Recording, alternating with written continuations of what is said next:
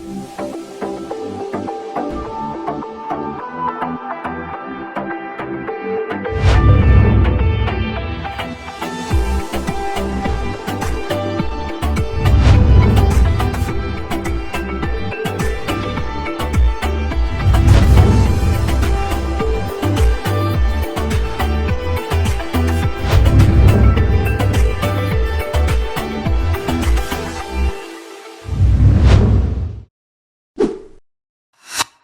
नमस्कार दोस्तों, आज हम फिर से आ चुके हैं आपके प्रोग्राम जिसका नाम है आपकी शीतल। तो 2 दिन से हमारा कार्यक्रम स्टार्ट हुआ है, चल रहा है, और अभी हम हर रोज़ मिलेंगे आपको रात के 8 बजे हमारे YouTube channel talks of tribe पे। तो आप लोग भी बने रहिएगा।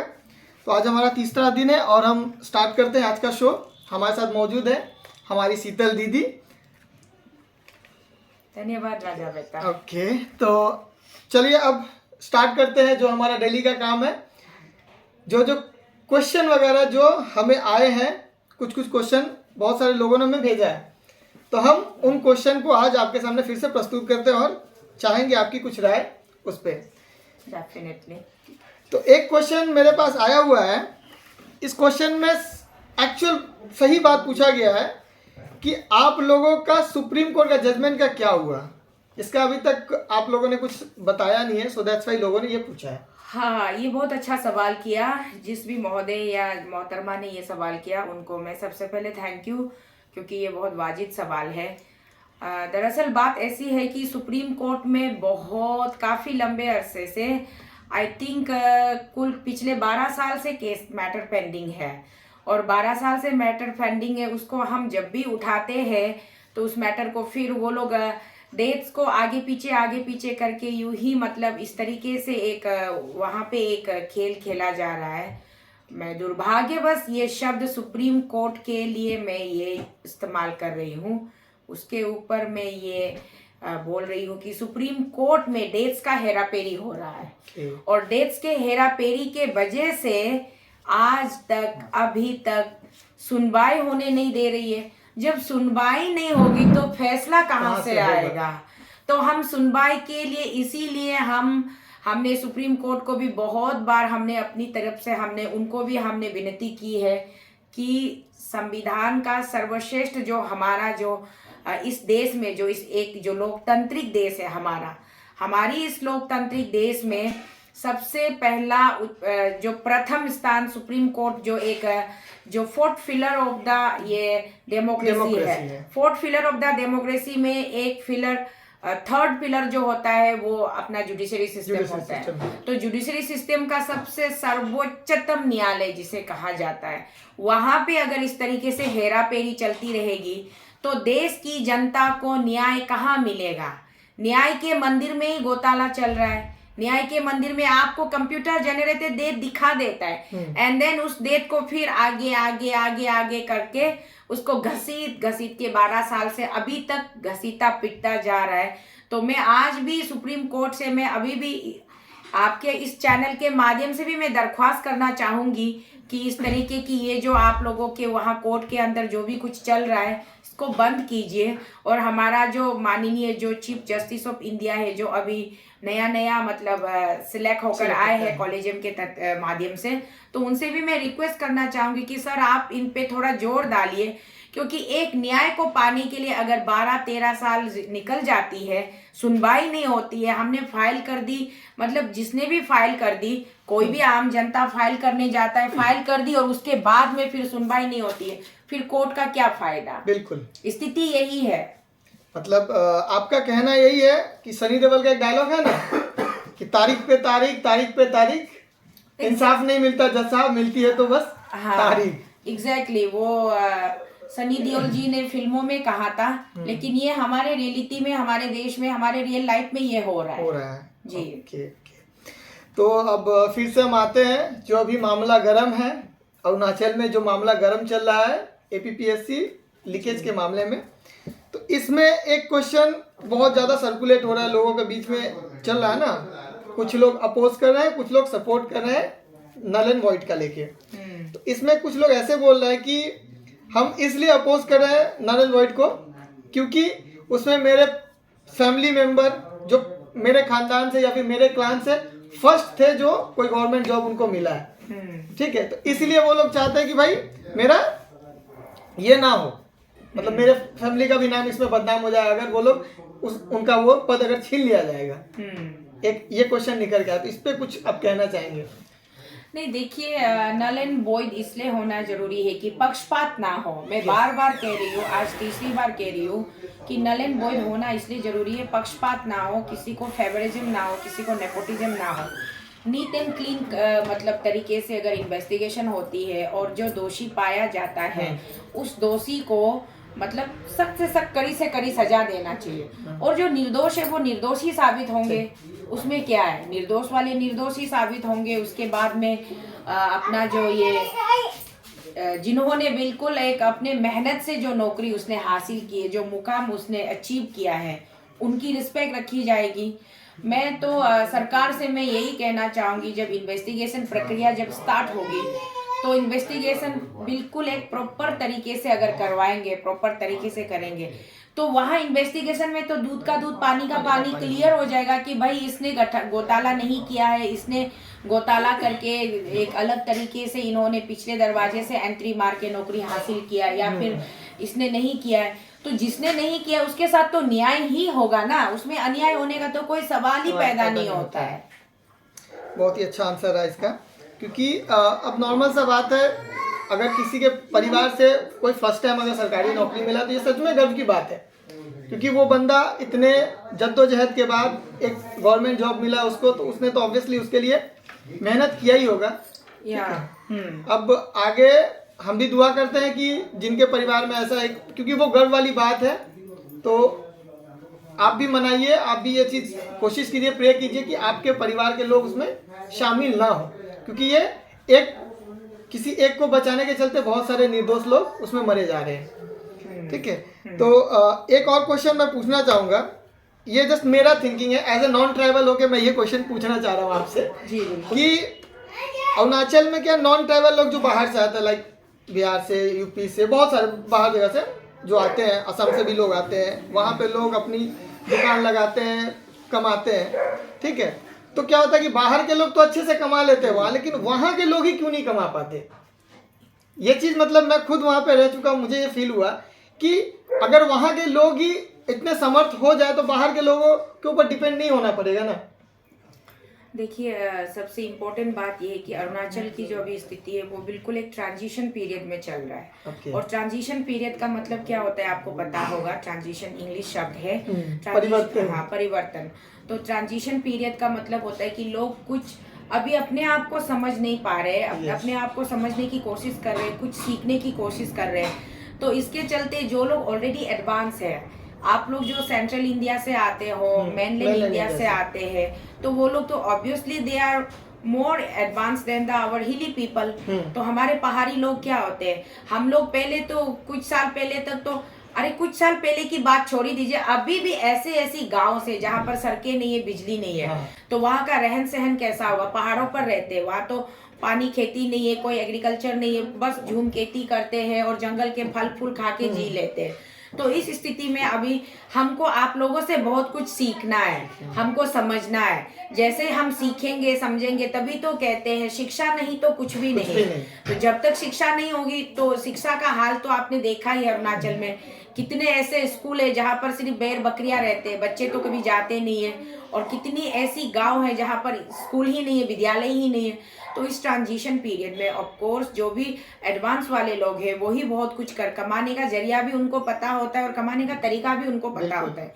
तो जिनको नहीं पता, अभी हम लोग मासूम लोग हैं, इनोसेंट लोग हैं, सीख रहे हैं धीरे धीरे। अभी काफी हद तक बहुत सारे लोगों ने सीख भी लिया। अगर आज भी आप अरुणाचल प्रदेश जाओगे, राजधानी में नाहरलगुन, ईटानगर जाओगे, वहां पर आप मार्केट में देखोगे तो पूरी की पूरी हमारी जो ट्राइबल अम्मा लोग बैठे हुए पूरे मार्केट पे, उन लोगों का बहुत ही मतलब अच्छा मुझे लगता है देखने को। दबदबा भी है उनका, बिल्कुल बहुत बढ़िया दबदबा है। सरकार हिला देते वो लोग, सरकार डर जाते।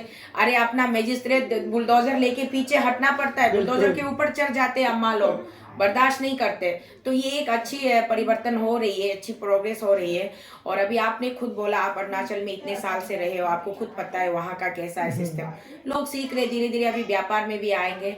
अरे कुछ कुछ सोशल मीडिया में तो मैंने देखा है कुछ लेडी टेम्पो ड्राइवर भी निकल गए हैं, और कुछ हमारे लोकल कोबलर भी निकल गए हैं, ठाकुर, और कुछ हमारे लोकल मोची भी आ गए हैं। तो क्या है, काम कोई छोटा या बड़ा नहीं होता है, बस काम को करने की आपके अंदर में इच्छा होनी चाहिए, क्षमता होनी चाहिए। बाकी आप बेटर से बेटर सर्विस आप अगर अपने लोगों को दोगे तो आपका बिजनेस दौड़ पड़ेगा, बोल पड़ेगा।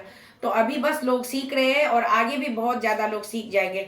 अब बेचारा करे भी तो क्या करे, बच्चे पढ़ लिख करके तो कोई फायदा नहीं है। सर्टिफिकेट आपने लेके बस गोदरेज में सजा के रखना है या फिर वाल पे टांग के रखो शो पीस के तरह, क्योंकि आपको नौकरी तो मिलने से रही ना।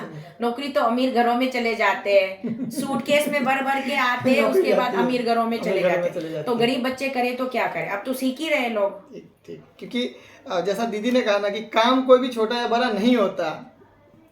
रईस फिल्म का डायलॉग है ना, शाहरुख खान कहते हैं कि अम्मी जान कहती थी काम मतलब सबसे बड़ा धर्म उसका धंधा होता है और धंधे से बड़ा कोई धर्म नहीं। तो जो भी धंधा जिससे आपका घर चले वो आपके लिए ही सब कुछ है। क्योंकि आज के डेट में क्या है, लोग पढ़ाई करते हैं, पढ़ाई करके सोचते हैं मेरे पास बीए की डिग्री हो गई, एमए की डिग्री हो गई, या एमएससी कर लिए, बीकॉम कर लिए, तो लोग सोचते हैं कि भाई मेरे पास तो डिग्री है तो मैं क्यों ये काम करूं।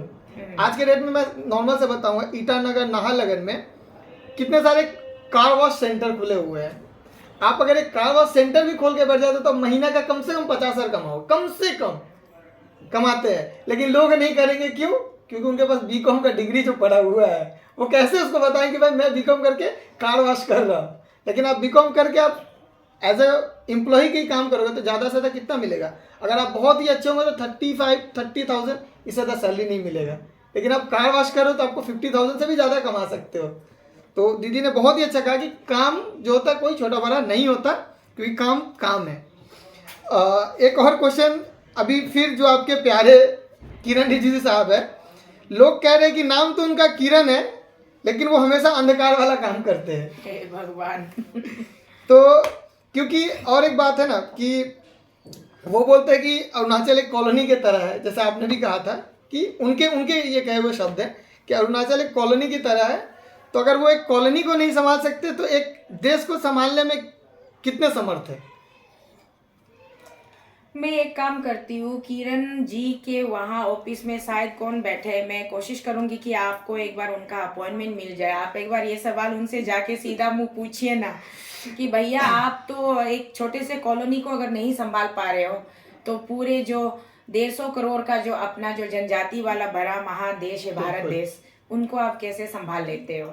ये तो कोई मैजिकल पावर उनके पास होगी, मैं इस पे कोई टिप्पणी नहीं करूंगी। तो मेरी भी दिली ख्वाहिश है एक बार मैं किरण रिजिजू सर से अगर मिलूं तो उनसे ये क्वेश्चन करूंगा, क्योंकि ये क्वेश्चन मेरा नहीं है बल्कि ये पूरे अरुणाचल में सोशल मीडिया में ये बहुत सारे लोग कमेंट करते हैं, तो उन्हें वहाँ से ये मुझे मिला था, तो वो लोग ऐसे बोल रहे थे। ठीक है, तो नेक्स्ट क्वेश्चन एक और है मेरे पास कि ज़्यादातर लोग ऐसे बोलते हैं कि एपीपीएससी मामले में जो चोरी किए या फिर जो पैसा दे के खरीदे थे, ठीक है, उनको मालूम है या फिर उनके रिश्तेदारों को मालूम है कि मेरा बेटा या फिर मेरे घर के खानदान से कोई आदमी ऐसे जुड़ा हुआ है जो ऐसे किया है, लेकिन वो लोग बोलना नहीं चाहते। मतलब ऐसा मेरा भी थिंकिंग और बहुत सारे लोग भी आपस में ऐसे डिस्कस करते हैं। तो आपको क्या लगता है कि ये सच में ऐसा है कि ताकि अगर मान लीजिए आपका जैसे आज के दिन में टाइटल टोको टाइटल है लेट्स से, तो अगर टोको टाइटल में किसी एक बंदा को आपको भी मालूम है कि इसने चोरी किया है, लेकिन आप इसलिए नहीं बताना चाहते क्योंकि एक टोको के वजह से पूरे टोको क्लान को टोको टाइटल का नाम बदनाम होगा, ये मतलब कहाँ तक सही है? देखिए, अगर चोरों के ग्रुप में सारे चोर इकट्ठे बैठेंगे तो वो तो यही प्रण लेंगे ना कि अपनी चोरी पकड़ी ना जाए और अपने कौम से बात जो है बाहर ना जाए। तो इसीलिए चोरों का गुट है, चोरों का ग्रुप है, गैंग है, तो वो चोरी चाहे किसी एक ने की हो या 2 ने की हो या 4 लोगों ने की हो, उसमें अगर किसी ने चोरी नहीं भी की होगी लेकिन वो उसके साक्ष रहे होंगे या उसके समर्थक रहे होंगे तो वो भी बराबरी के हिस्सेदारी हो गए ना, भागीदार हो गए, तो वो कोई क्यों मुंह खोलेगा? मैं ऑफ कोर्स मैं तोको क्लान से हूँ, मुझे क्या पता, अभी तक तो मुझे बिल्कुल पता नहीं, मेरे तोको क्लान से भी कुछ लोगों ने शायद ऐसा कुछ किया भी होगा या फिर नहीं भी किया होगा। लेकिन मैं बिंदास बेबाक होकर के मैं पूरे आम जनता के, अरुणाचल के हित के लिए मैं आवाज़ उठाती हूँ, मैं बोलती हूँ। उसमें मेरे भाइयों को, मेरे बहनों को अगर कुछ साइड इफेक्ट हो भी रहा होगा तो मैं उसके लिए कभी मैं कम्प्रोमाइज़ नहीं करूँगी। देख, बात यहाँ पर होती है कि आपकी कमिटमेंट की, बिल्कुल। आपकी कमिटमेंट क्या है, आपकी सिद्धांत क्या है, सिद्धांत आपका क्या है? प्रिंसिपल क्या है, what is your ideology, what is your principle. और सबसे इम्पोर्टेंट होती है लाइफ में आपका अपना एक स्टैंड। आप अपने स्टैंड में रहती हो कि नहीं रहती हो, आप अपने स्टेटमेंट को ऑन करती हो कि नहीं करती हो। तो डेफिनेटली मैं अपने स्टैंड में क्लियर हूँ, मैं फोकस हूँ, मेरा कंसेप्ट क्लियर है। मैं तोको क्लान तो छोड़ दीजिए, मेरे कोख से जन्मा हुआ बच्चा भी अगर किसी ऐसे अनफेयर मीन से कुछ मिला बोलने से, मैं वहां पर भी कॉम्प्रोमाइज नहीं करने वाली हूँ। एक माँ के लिए अपने बच्चे से ज्यादा प्यारा इस संसार में और क्या हो सकता है? कुछ भी नहीं। तो मेरे लिए मेरा बच्चा मेरा लिए सब कुछ होता है। फिर भी मैं, अगर मेरा बच्चा कुछ गलत करेगा तो सबसे पहला इंसान मैं ही होगा जो उस बच्चे को सजा देने के लिए। मेरे लिए, मैं अपने, ये मेरा बच्चा है, मेरा बेटा है, मेरा भाई है, मेरा शौहर है या मेरा देवर है, मेरा परिवार है, वो मायने नहीं रखता है। मेरे लिए मायने ये रखता है कि गलत क्या है और सही क्या है। तो सही के साथ अगर आप खड़े रहोगे, बहुत तकलीफें आती है, ऐसी बात नहीं है, बहुत तकलीफें आती है सही के साथ रहने पर, लेकिन लॉन्ग रन में जाके जीत आखिर सही की ही होती है। और गलत को घुटने टेकना ही पड़ता है। गलत 4 दिन तो झूमेंगे, नाचेंगे, गाएंगे, फिरेंगे, ऐश करेंगे, लेकिन 4 दिन के बाद में गलत की आयु खत्म हो जाती है। बिल्कुल बिल्कुल। तो इसीलिए मैं तोको शीतल हमेशा सही के लिए बात करती हूँ और सही तरीके से सोचती हूँ और सही तरीके से आगे भी यूं ही, जब तक मेरी सांसें चलेगी मैं ऐसे ही सही चीजों का ही साथ देती रहूंगी। गलत के लिए मैं कभी भी किसी के सामने भी नो कॉम्प्रोमाइज है। तो मैं अपने पति तक को नहीं मानूंगी यार, नहीं बख्शूंगी। ओके, तो ये पूरा मदर इंडिया वाला डायलॉग रहा दीदी का, जैसे कहा उन्होंने। मदर इंडिया फिल्म अगर आप लोगों ने देखा होगा, हमारे बॉलीवुड की बहुत ही शानदार फिल्म है, जिसमें नरगिस जी अपने बेटा को गोली मार देती है। क्यों? क्योंकि उनका बेटा गांव की एक लड़की को उठा के ले जाता है, सो दैट्स वे अपने बेटा को गोली मार देती है कि वो गांव की इज्जत है। अगर गांव की इज्जत जाएगी तो उसमें मेरी भी इज्जत जा रही है, वो चाहे मेरा बेटा ही क्यों ना हो। तो जैसा दीदी ने कहा कि अगर गलती मेरे बेटे से भी होता है तो उसको भी हम नहीं छोड़ेंगे, हम उसको भी उसमें घसीटेंगे। ये बहुत बहुत ही मतलब तगड़ा जवाब रहा आपका, मुझे पर्सनली बहुत ही पसंद आया ये जवाब आपका। एक और, जो लोग आपको ट्रोल करते हैं है ना, तो लोग बोलते हैं कि यार एक रानू मंडल और एक है टोको शीतल, ये 2 आदमी को हम देखना नहीं चाहते। मतलब बार बार आती है और आके बस मतलब एक ही बात को बकते रहती है फालतू का। मतलब इरिटेट होगा इनको देख के, इनका फेस देख के इरिटेशन होता है। तो इस पे आपका क्या मतलब? लोग बहुत ही तल्ख कस के हमको बोले कि ये सवाल पूछो उनसे। मतलब एक तरफ रानू मंडल, दूसरी तरफ टोको शीतल। जो मुझे समझते हैं और जो मेरी सोच को, मेरी विचारों को समझते हैं, उनके लिए तो मैं कभी भी बोर नहीं होंगी, इतना मुझे तो पक्का विश्वास है। और जो सच्चाई का साथ देते हैं वो तो हमेशा चाहेंगे कि शीतल जी और बोलिए, हमेशा बोलते रहिए। आपके बोलने से हमको एनर्जी मिलता है, आपके बोलने से हमको ताकत मिलती है, आपके बोलने से हमारा कंसेप्ट और ज़्यादा क्लियर होता है, हम कंफ्यूज में नहीं रहते, हिम्मत बढ़ती है, ये लोग सोचते होंगे। और जो लोग खुद ही गंदगी में लिपटे हुए हैं, खुद ही करप्शन में लिपटे हुए, वो क्यों चाहेंगे कि तोको शीतल यार क्यों बार बार आती हो, तुम्हें देख के हमें इरिटेशन होती है, तुम्हें देख के हमें बोरिंग लगता है, तुमसे कुछ होने वाला नहीं है, तुम एक पब्लिसिटी स्टंट हो, अपने आप को मशहूर कराने के लिए, अपने आप को फेमस कराने के लिए तुम ये सब करती रहती हो, पब्लिसिटी सीकर हो, ये हो वो। अरे मुझे तो इतनी, मेरे फेज पे आते गंदी क्या गेंडी, मोती, गाहोरी और उल्टिया करके हाँ इमोजी मुझे भेजते रहते हैं। तो मुझे वो सब देख करके एक्चुअली में मुझे बहुत खुशी महसूस होती है।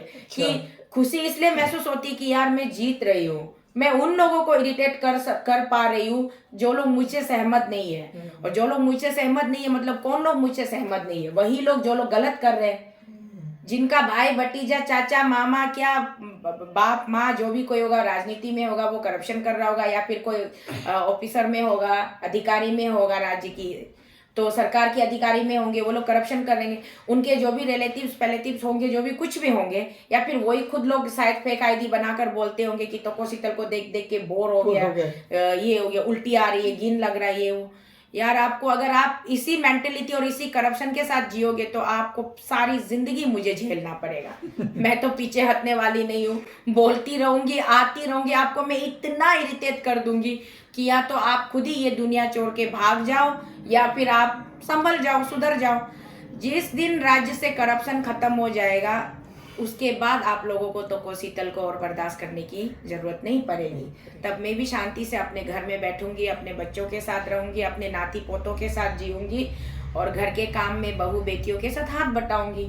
बाकी जब तक अगर राज्य में यूं ही करप्शन खुलेआम चलता रहा, यूं ही तानाशाही चलती रही तो शीतल को तो आप लोगों को बर्दाश्त करना ही पड़ेगा।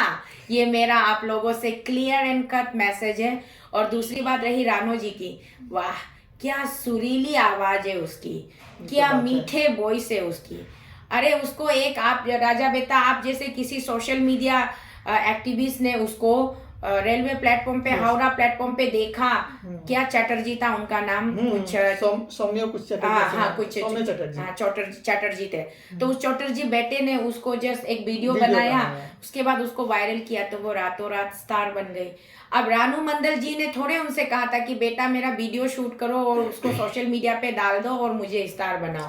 रानू मंडल जी मुंबई पहुंच गए। रानू मंडल जी हिमेश रेशमिया जी के स्टूडियो में जाके इतनी मीठी सी क्या गाना था, तेरी मेरी कहानी, उसकी गले से इतनी खूबसूरत आवाज, सुरीली आवाज निकलती है जो हमारे गले से नहीं निकलती। तो हर इंसान की अपनी खासियत होती है। हम तो बहुत प्यार करते हैं, रानू जी की बड़ी इज्जत करते हैं। आपको देखना नहीं देखना वो आपके ऊपर डिपेंड करता है। बट आपके पास रानू जी को अगर आप देखना नहीं चाहते तो स्क्रॉल मारो, गायब हो जाओ, वो अलग प्रदेश में, आप उनको झेलना भी नहीं पड़ेगा। तो शीतल से आप स्क्रॉल मार के भी नहीं भाग सकते। तो शीतल आप चाहो ना चाहो आपके गले में मच्छी की हड्डी की तरह मैं अटकती रहूंगी। वाह, तो first of all thank you दीदी को इतने सुरीली आवाज में गाना सुनाने के लिए की तरह। और जैसा दीदी का क्लियर कट एक कहने का मतलब यही है कि लोग क्या सोचेंगे, अगर ये भी अगर हम सोचेंगे तो फिर लोग क्या सोचेंगे। ठीक है, तो ये दीदी का क्लियर कट है कि टोको शीतल आपके गले में मछली के कांटे की तरह अटकती रहेगी, जब भी ज़रूरत होगा वो खड़ी रहेगी और अभी भी खड़ी है। बिल्कुल। तो एक क्वेश्चन कुछ हटके और पूछना चाहूँगा कि अरुणाचल जो है अभी भी डेवलपिंग कंडीशन में है, डेवलपिंग हो रहा है, तो हर चीज़ हमें अरुणाचल के वासियों को या फिर पूरे अरुणाचल को सेंट्रल गवर्नमेंट के ऊपर डिपेंड होना पड़ता है हर चीज़ के लिए। वो मतलब एक पानी के बोतल के लिए भी आप समझो इकोनॉमिक्स हिसाब से, तो पूरा का पूरा डिपेंड होना पड़ता है सेंट्रल गवर्नमेंट के लिए। तो क्या ऐसा किया जाए अरुणाचल के लिए जिससे अरुणाचल स्टेट गवर्नमेंट खुद को स्टेबल कर सके?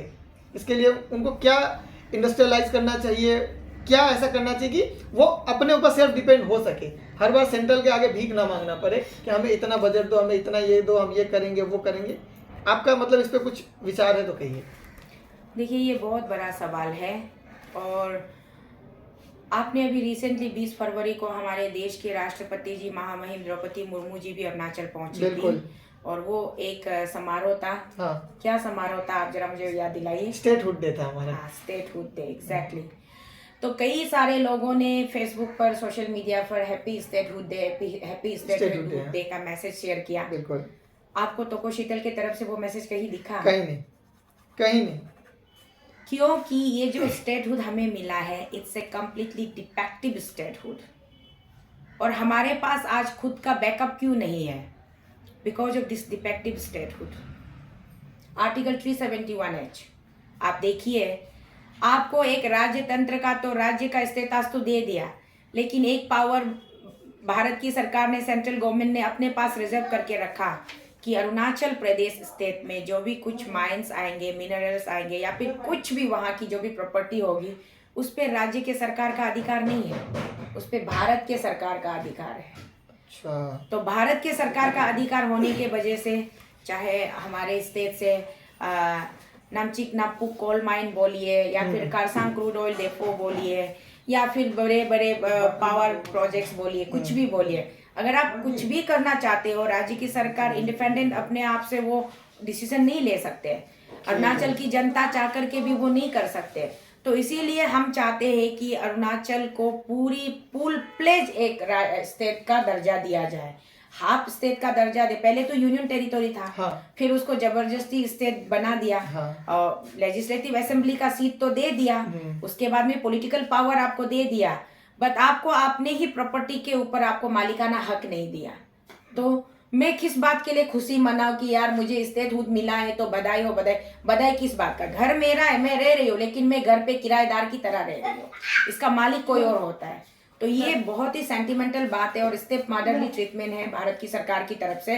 तो इसीलिए इस पर आज के डेट में अगर हमारे प्यारे आदरणीय परम आदरणीय मोदी जी अगर देश की भलाई के लिए सोचते हैं, अपने देशवासियों की हित के लिए काम करते हैं, और उनके साथ जुड़े हुए डबल इंजन का अपना प्यारा सा स्ट्रॉन्ग सा dynamic young and handsome energetic CM sir, तो वो दोनों मिलके ये स्टेटहुड डिफेक्टिव स्टेटहुड को रेक्टिफाई क्यों नहीं करते? और प्लस सोने पे सुहागा उसके ऊपर हमारे जीजा जी, महान जीजा जी, वो तो लॉ एंड जस्टिस के मिनिस्टर है ना, तो कानून में तब्दीली वो ला सकते हैं, बदलाव वो ला सकते हैं, वो अमेंडमेंट करवा सकते हैं, इसका वो उठा सकते हैं, वहां पे मुद्दा उठा सकते हैं लोकसभा में, राज्यसभा में, हाँ, संशोधन कर सकते हैं ना कि स्टेट अरुणाचल स्टेट को फुल प्लेज स्टेट ग्रांट किया जाए।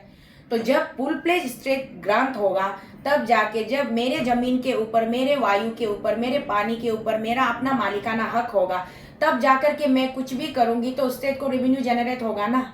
स्टेट के पास में ऐसा नहीं कि पोटेंशियल नहीं है, बहुत पोटेंशियल है।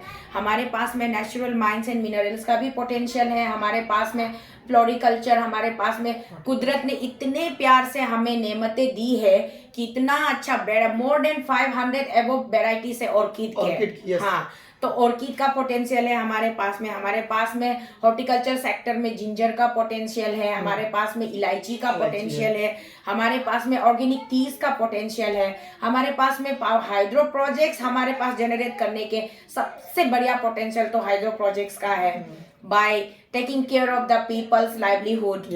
तो वो सारी चीजें हैं, कितने कुछ हम कर सकते हैं, टूरिज्म हम एक्सप्लोर कर सकते हैं, इतनी सारी चीजों की पोटेंशियल हमारे राज्य में है कि अगर पूरी तरह से एक फुल प्लेज राजतंत्र का उसको अगर स्टेटस दिया जाए, उसके बाद में पॉलिसीज मेकर्स जो सरकार में जो लोग बैठे हैं वो सही तरीके से पॉलिसी बनाते हैं, project planning, vision documents long run के लिए बना करके अच्छी तरीके से लेकर के चलते हैं। मैं फक्र के साथ कहना चाहूंगी कि इंडिया में, पूरे भारत में सबसे अमीर स्टेट होता है अरुणाचल प्रदेश, लेकिन इसको अभी बहुत सारी चीजों की जरूरत है अरुणाचल को। तो ये अरुणाचल के पब्लिक को अवेयर होना चाहिए, जानना चाहिए, जो पढ़े लिखे लोग के एजुकेटेड यूथ से वो लोग जाकर के आप लोग चेक कीजिएगा कि मैं जो बोल रही हूँ उसमें कुछ भी 19 या 20 का 19-20 का मैं गलत बोल रही हूँ कि नहीं, वो आप लोग प्लीज चेक कीजिए। ये सबसे बड़ा कारण है, सबसे बड़ा फैक्टर है। आप जो सिंपली ले लीजिए ना, मैंने एक ऑटो रिक्शा खरीदा, ऑटो रिक्शा तो मेरा होना चाहिए ना। अब ऑटो रिक्शा मैं खरीदती हूँ और पैसा मैंने चुकाया, ऑटो रिक्शा मैंने खरीदा, सब कुछ उसका डॉक्यूमेंट्स मैंने तैयार रखा, फिर भी ऑटो रिक्शा का कोई और ऊपर मालिक बैठा होगा। तो लाइक वाइज स्टेटहुड हमें ग्रांट कर दिया गया, लेकिन स्टेट के जो इम्पोर्टेंट एंड मेजर इश्यूज होते हैं, जो एक्चुअली सोर्स ऑफ इनकम जो हमारे स्टेट के लिए आएगा, जो भी वहां से हमको रेवेन्यू मिल सकता था, जिससे हम अपनी सर्वाइवल के लिए, अपनी बैकअप के लिए हम अपने आप को इक्विप कर सकते थे, हम अपने आप को मतलब सक्षम बना सकते थे, उस चीज पर भारत की सरकार का रिमोट है, उस पर राज्य की सरकार का कोई मतलब नहीं है। अच्छा, तो जैसा कि दीदी ने कहा आप लोगों को, तो ये चीज पे आप लोग भी गौर कीजिए और इसके लिए भी कोई मुद्दा उठाइए, आप लोग इसके लिए भी लड़िए, ये लड़ने का विषय है, लड़ने का नहीं, हमारा हक के मांग का विषय है, ये भी लड़ने का विषय है, इस पे लड़ाई करना चाहिए ना, वही मैं बोल रहा हूं, इस पे लड़ाई करना चाहिए, भारत की सरकार से मांग करना चाहिए, अपनी मांगों को लेकर के प्रदर्शन करना चाहिए, या फिर जो भी अपना मतलब ज्ञापन वगैरह देना चाहिए, भारत की सरकार को विवश करना चाहिए कि आप इस पे संज्ञान लीजिए, आप हमारा साथ में ये कीजिए, हमारा जस्टिस कीजिए।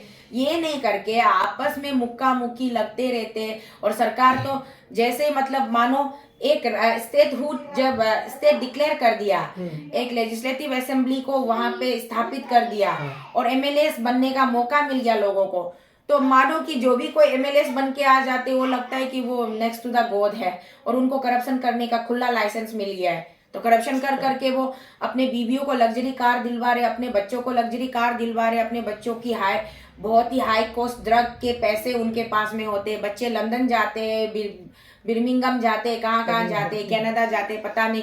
तो और हम जो गरीब लोग हैं, जेन्युइन लोग हैं, वो बिल्कुल अनजान मासूम लोग ऐसे जैसे थे वैसे के वैसे पड़े हुए हैं।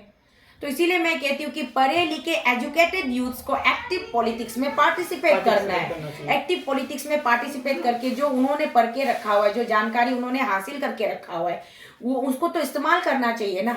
सिर्फ और सिर्फ नौकरी के लिए पढ़े लिखे नहीं होते हैं ना, अपने लोगों के भलाई के लिए, upliftment for the people, upliftment for the society, खुद को भी हमें थोड़ा ऑफर करना चाहिए। तो जो लोग पढ़े लिखे हैं वो क्यों बेकार में, मुझे नौकरी नहीं मिला, अभी थोड़ी देर पहले आप बोल रहे थे मैंने बीकॉम किया हुआ है तो मैं क्यों टैक्सी चलाऊं, मैं क्यों कार वॉश खोलूं। तो ये मेंटेलिटी नहीं रखनी चाहिए। हाँ, मैंने पढ़ाई किया है, जानकारी हासिल की है, दूसरे स्टेट में जाकर के भी मैंने बहुत कुछ सीखा है। तो मेरी एक्सपीरियंस, मेरी नॉलेज कहती है कि मुझे अपने राज्य को सुधारना है, मुझे ये करना है, वो करना है। इस तरीके से लोगों को सोचना चाहिए। आज के डेट में वो जरूरी है, हमें सोचना चाहिए। और ये आर्टिकल 371H के ऊपर में तो हमें बहुत ज्यादा पूरे स्टेट को मिलकर के जोरदार इस पे हमें मांग करना चाहिए भारत की सरकार को। वाह, तो जैसा कि मैंने बात उठाया कि इस पे लड़ना चाहिए, तो सही में ये मुद्दा है जिस पे हम लोग बात कर सकते हैं और लोगों को बात करना चाहिए, क्योंकि ये कल हो के फ्यूचर हमारा ही है, अरुणाचल वासियों के लिए है ये। एक और क्वेश्चन, मतलब ये मेरा दिली ख्वाहिश था आपसे एक बार पूछने का कि आई थिंक ये बात मार्टिन लूथर ने कहा था, मार्टिन लूथर 1 या 2 उन्होंने कहा था ये बात कि जब लोगों को भूख लगे, ये गवर्नमेंट के खिलाफ उन्होंने कहा था कि जब लोगों को भूख लगे ना तो उन्हें रोटी ना खिला के उन्हें इंटरटेनमेंट में बिजी कर दो या फिर सर्कस खोल दो। तो लोग क्या होंगे कि सर्कस देखने में बिजी हो जाएंगे और अपना खाना भूल जाएंगे। जैसे होता है ना, घर में बच्चे जब रोते हैं तो हमें मालूम है वो भूख से रो रहा है, तो हम क्या कहते हैं, उन्हें एक झुनझुना दे देते हैं, तब तक खेलो। तो क्या गवर्नमेंट ज़्यादातर, ये ऑल ओवर इंडिया के लिए सवाल, ये पर्टिकुलर मैं किसी स्टेट के लिए नहीं पूछ रहा हूँ, ज़्यादातर गवर्नमेंट क्या यही करता है कि जब कोई मुद्दा उठता है या फिर जब लोग डिमांड करने लगते हैं मेरा हक है, हमें जैसे आज के डेट में पढ़ाई की है तो हमें नौकरी मिलना चाहिए, ये सब मुद्दा है, ठीक है, ये हमारा हक है, तो गवर्नमेंट फिर इस पे बात ना करके कुछ एक नया फेस्टिवल स्टार्ट कर देते हैं, कुछ एक अवार्ड शो स्टार्ट कर देते हैं, कुछ फुटबॉल का कुछ टूर्नामेंट हो जाता है, क्रिकेट का टूर्नामेंट हो जाता है, और पूरे के पूरे लोग वो मुद्दे को भूल जाते हैं और उस तरफ में डाइवर्ट हो जाते हैं। तो इस पे आपका क्या कहना है? ये पूरे ऑल ओवर इंडिया की तरफ से ये सवाल मैं पूछ रहा हूँ, ना कि पर्टिकुलर अरुणाचल के बारे में। यहाँ पर ऐसा होता है, मेरी छोटी सी अपनी मेरी पर्सनल मेरी जानकारी कहती है, जो भी कोई सत्ता में आते हैं, सरकार बनाते हैं, सबसे पहले ये लोग क्या करते हैं, गरीबों के बीच में जाते हैं, अच्छी अच्छी बातें करते हैं, उसके बाद में जो उनकी बातों के झांसे में आ जाती है तो उसमें मुपट में काम निपट जाता है। और जो लोग उनके बातों के झांसे में नहीं आते हैं तो उनसे निपटने के लिए वो लोग कहीं से मार्केट से पैसा उधार में उठाते हैं, मार्केट से पैसा उधार में उठाने के बाद या फिर किसी कंपनी को बोलते हैं कि आप मेरा स्पॉन्सरशिप करो और मैं सरकार में आ गया तो फिर मैं सारा बिजनेस आपको दे दूंगा। तो इसी का एक नतीजा आज पूरा भारत देश देख रहा है, इंडिया की पूरी प्रॉपर्टी प्राइवेटाइज होती जा रही है। तो अपने प्यारे आदरणीय मोदी जी को बनाने में ये सारे मिलियनर्स बिलियनर्स ने उनके एक एक रैली में कम से कम दिन में 25-30 करोड़ का खर्चा किया है। किया ही होगा। हाँ किया है, मैं बता रही हूँ किया है। तो उसके बाद में फिर जब मोदी जी जीत कर आ गए तो सारे बिजनेस वो ले जा रहे हैं, जहाँ पर पहले के दिनों में ऐसा होता था कि हमारे 100 मजदूर काम करते थे, अब 100 मजदूर की जगह एक मशीन बिठा दिया और उसको उस मशीन को ऑन ऑफ करने के लिए केवल 2 मजदूर 1 मजदूर रख दिया, तो 98-99 मजदूर तो बेरोजगार हो गए ना। अब इन बेरोजगारियों से निपटने के लिए इनके पास में और कोई दूसरा चारा नहीं है, या तो इनको शराब पिलाओ, या तो इनको नशीली पदार्थों में बिजी रहने दो, या फिर इनको थाता तैया छमियों के बीच में बेच दो। हाँ, या फिर इनको इनके दिमाग को बिजी रखने के लिए जैसे आपने बोला कोई खेल जगत में ये करो वो करो, एंटरटेनमेंट करो, ये सब कुछ जो है कि अपनी की हुई गलतियों को, अपनी कमियों को छिपाने के लिए ये सब धंधलेबाजी चल रही है पूरे भारत देश में। और चाहे सरकार किसी की भी हो, मैंने उदाहरण में मोदी जी का नाम लिया, बाकी कोई भी प्रधानमंत्री बन के आता है तो वो पता नहीं इंटरनेशनल फंडिंग करवाता है या अपने देश से जो भी कोई मिलियनर, अरबपति, बिलियनर होते उनसे फंडिंग करवाते, तो बिजनेस तो उन्हीं को देता है ना। अब देश का निर्माण का जो भी कोई बिजनेस होगा, चाहे वो रेलवे लाइन का हो, चाहे वो एयरपोर्ट हवाई अड्डा का हो, चाहे वो कुछ भी हो, चाहे वो बुलेट ट्रेन का कुछ भी हो, तो आप चेक कीजिए बिजनेस आज के डेट में किसको जा रहा है। अडानीस और अंबानीस को तो जा रहा है ना, तो क्यों जा रहा है वो बिजनेस उनको? आम आदमी के पास क्यों नहीं जा रहे? एग्जैक्टली। और वो हमारे प्यारे अडानी जी, अंबानी जी लोग तो जहां हम 1,000, 10,000 लोगों को हम रोजगार दे सकते थे, उसके जगह उन्होंने अपना लाखों करोड़ों रुपए में फॉरेन से जाके कोई मशीन खरीद के ला दिया, रख दिया, मशीन ही उनका काम कर रहा है। अब हमारे लोग तो बेरोजगार हो गए ना। तो सरकार इसको सॉल्व करने के लिए नहीं सोचता है, सिर्फ इससे खुद को बचाने के लिए वो सारी फॉर्मूलास, वो टेक्निक्स अप्लाई कर रहे हैं। तो एक्चुअल जैसा दीदी ने कहा कि एक मशीन अगर लगा दिया तो 100 लोगों का नौकरी की जगह पे सिर्फ 2 लोगों का नौकरी बचा और 98 पीपल का नौकरी चला गया। तो आई थिंक ये सीपीएम के टाइम में भी ऐसा ही होता था और सीपीएम के जो नेता लोग थे इसी के लिए लड़ते थे, क्योंकि सीपीएम जो था, क्योंकि मैं कोलकाता से तो वो टच आता है, वहाँ की राजनीति से वाकिफ हूँ, तो इसके लिए ज्योति बसु भी लड़ते थे कि जो भी मतलब इंडस्ट्री एरिया में कि मशीनरी कम यूज़ हो। मशीन तो यूज़ होना ही है, अब कुछ ऐसा चीज़ है जैसे लाइक कि हमें रोशनी चाहिए तो इसके लिए तो हमें मशीन ही लगेगा ना। हाँ। अगर सूरज नहीं है तो हमें तो ये लाइट लगेगा ना, लेकिन उस लाइट को भी यूज़ करने के लिए अगर कुछ ज़्यादा बंदा हमें, क्योंकि लोगों को नौकरी भी देना है, तो कुछ ऐसा किया जाए कि मशीन भी काम करे और हमारे उसके साथ साथ लोगों को नौकरी भी मिले, ताकि लोग मतलब क्या बोलते बेरोजगार ना घूमते फिरे और कोई गलत कदम ना उठाए। ये तो रहा बहुत ही अच्छा जवाब आपका और मुझे भी सुन के बहुत पसंद आया। एक ये क्वेश्चन है कि आज तक जितने भी एपीपीएससी में अरेस्ट हुए हैं, जितने भी लोग लाइक 56 आई थिंक अराउंड ऐसे लोग अरेस्ट हुए हैं, तो इन लोगों को लेके पर्टिकुलर एक को लोगों को लेके क्यों नहीं आज तक कोई प्रेस ब्रीफिंग क्यों नहीं होता? उन लोगों से भी तो ये सवाल उठाया जाना चाहिए था। अरुणाचल में इतने सारे मीडिया हाउस है, तो ये गवर्नमेंट को ऊपर एक आप लोग भी ये कीजिए कि जितने लोग पकड़ाए हैं सबको एक बार ला के प्रेस क्लब में बैठाया जाए विद पुलिस सिक्योरिटी के साथ, ऐसा नहीं, और उनसे ये सवाल जवाब किया जाए जो कि उन्हें कैसे ये सब मिला है। एक्चुअली में बात ऐसी होती है राजा बेटा, इसमें मैं थोड़ा सा कानूनी प्रक्रिया होती है।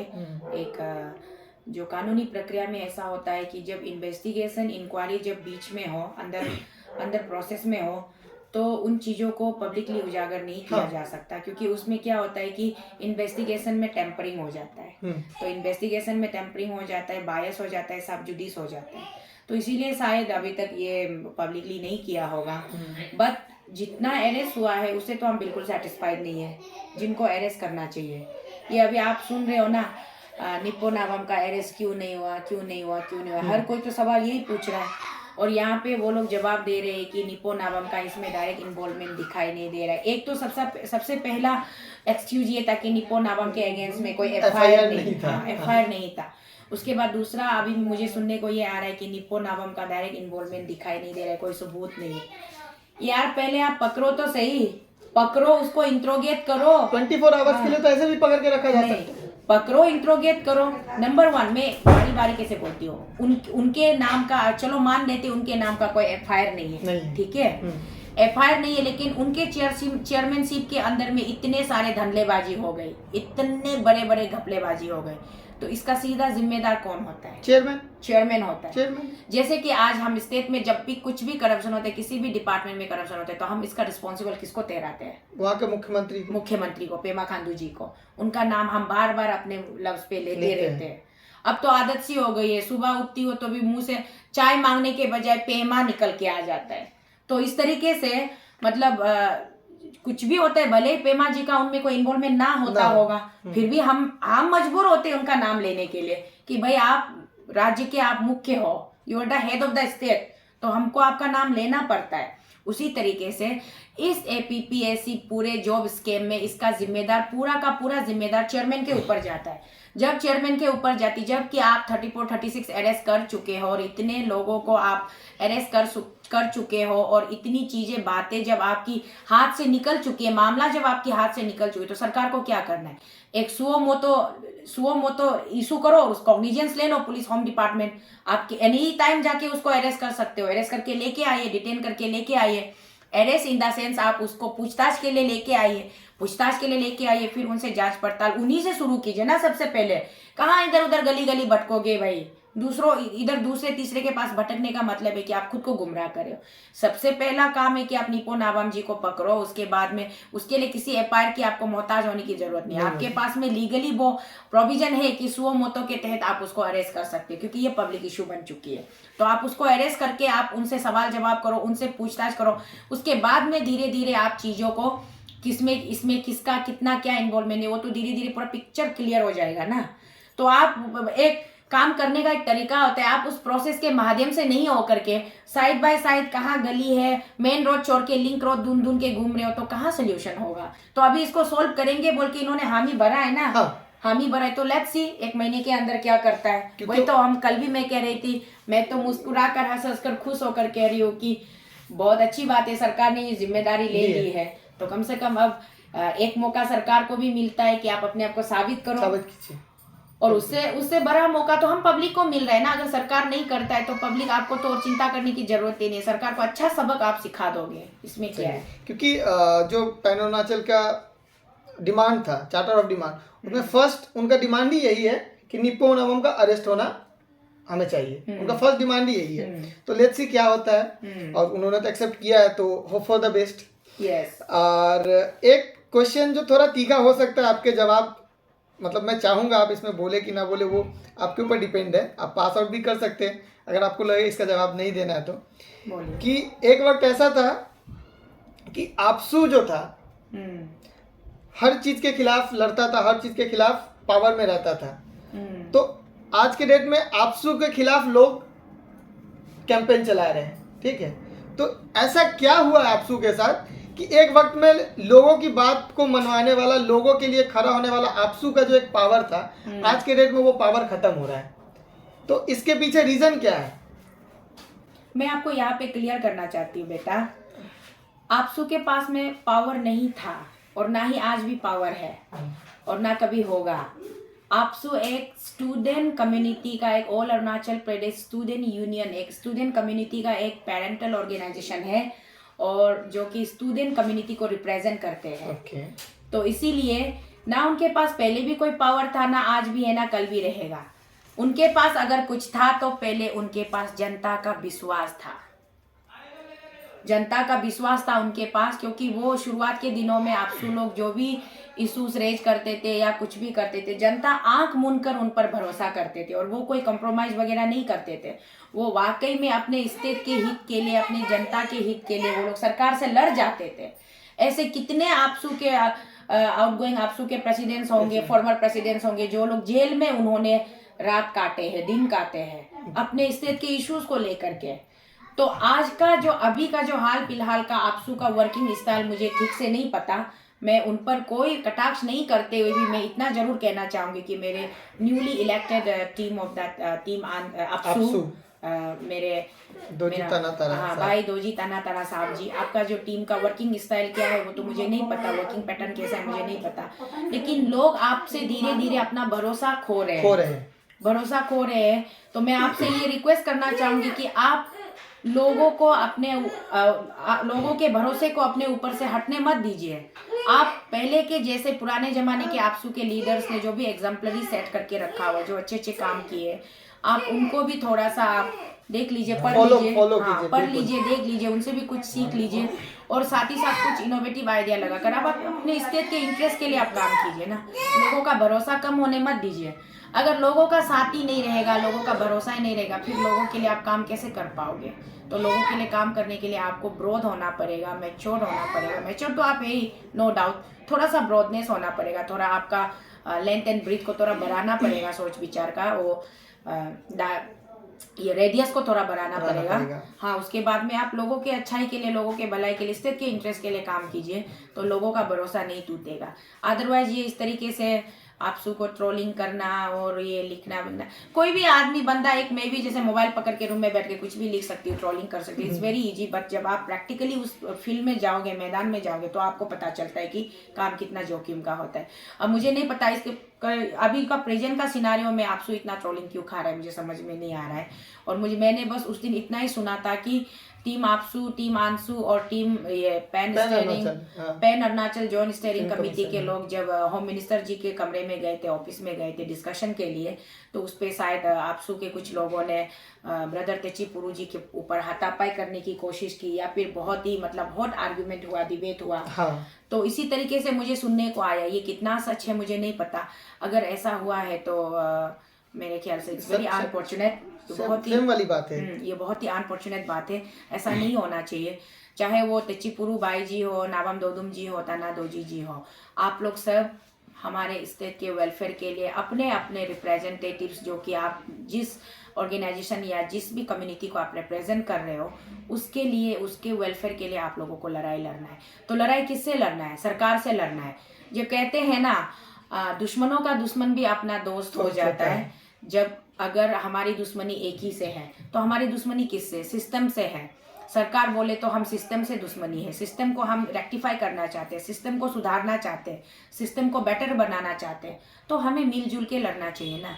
आपस में ये टांज कस कस के तानाशाही, मतलब एक दूसरे को ट्रोलिंग करके, एक दूसरे को मतलब ये तंज कसना, एक दूसरे की खिंचाई करना, इसमें कुछ नहीं रखा है। तो टीम आपसू में आपसे भी मैं एक दीदी, एक बहन, मैं आपसे भी, मैं तो आप लोगों की तरह इतनी क्वालिफाइड भी नहीं हूँ, लेकिन जो मेरी छोटी सी मेरी अपनी जानकारी कहती कि आपसे भी मैं गुजारिश करती हूँ कि प्लीज़ आप लोग पब्लिक के जो आपके ऊपर में जो पब्लिक का ट्रस्ट है, जो विश्वास है, उसको खोने मत दीजिए।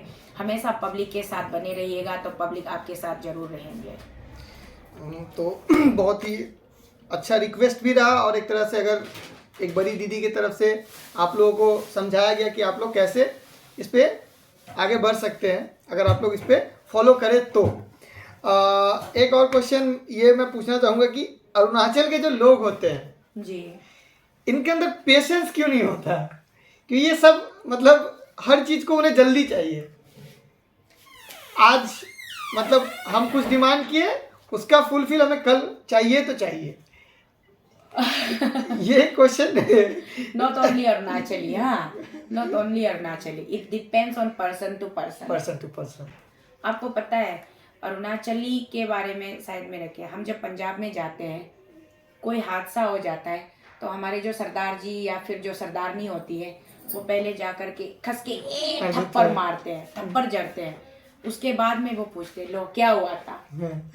तो पेशेंस तो वहाँ भी नहीं है ना, पेशेंस तो वहाँ भी नहीं है। और ऑफ कोर्स हम लोग पहाड़ी लोग हैं, ट्राइबल लोग हैं, तो ट्राइबल लोग क्या करते हैं, हम लोग हमेशा प्रैक्टिकलिटी में बिलीव रखते हैं। प्रैक्टिकलिटी इन द सेंस, हमने जूम खेती खाता, पूरा ग्राउंड साफ किया, जो भी मतलब जंगल उग के आए थे उनको साफ किया, पेड़ पौधों को काटा, फिर हमने अपना सुलूंग बोलते, बेरा लगाते, सुलूंग मारते, फिर हम लोग रोपण करते हैं, फिर उसके बाद फसल उगने के बाद फिर हम लोग उसकी सफाई करते हैं। तो जो भी करते हैं कि हमको आंखों में दिखता है, महसूस भी होता है कि हम ये कर रहे हैं और ये रिजल्ट भी आ रहा है। तो लाइकवाइज हमारे लोगों को क्या है, अच्छा सरकार ने मान लिया, सीएम साहब ने अप्रूव कर दिया, तो अभी अरेस्ट क्यों नहीं हुआ, अभी नालन मोहित क्यों नहीं हुआ, अभी कहाँ है? ये मतलब एक स्वाभाविक है। इसमें हम अरुणाचल के लोगों को मतलब इसके लिए हम ये वो कुछ नहीं कह सकते। हमारा जीवन शैली ही ऐसा है, हम ऐसे हर एक चीज को प्रैक्टिकली देखते आ रहे हैं। बट मैं कहना चाहूंगी